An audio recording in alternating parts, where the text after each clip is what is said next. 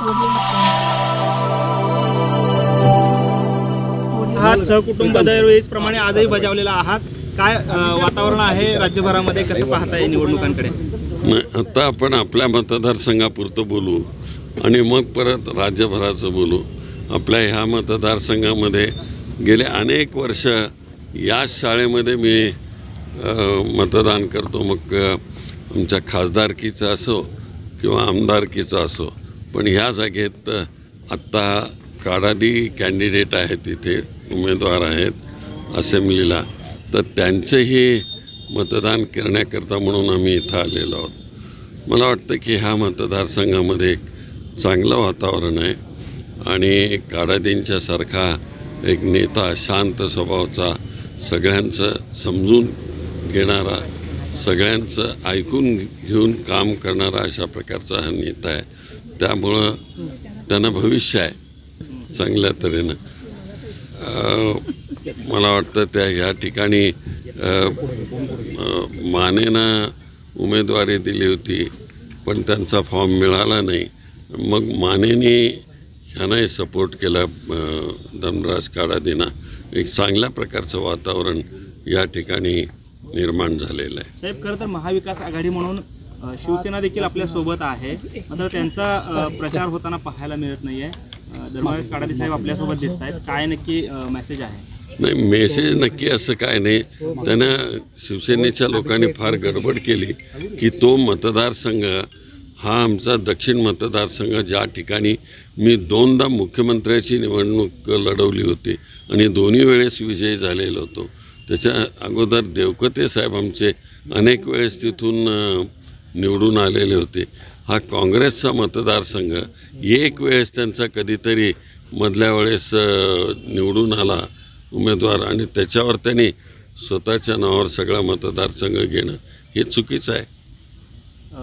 साहेब, याच्यामुळे आघाडीत बिघाडी होणार नाही का? कारण नाही, मला नाही वाटत की ते समजू शकता. आम्ही त्यांच्या नजरेला आणून दिलेलं आहे की असं असं तुम्ही गडबडीत हे केलेलं आहे म्हणून.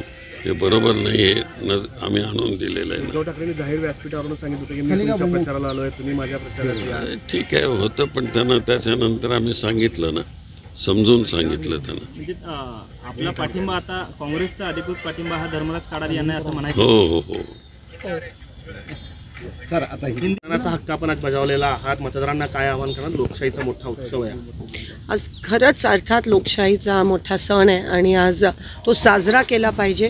कारण का ही लोकशाही आता आपल्या देशात कितपत टिकेल हा प्रश्न निर्माण झाला आहे.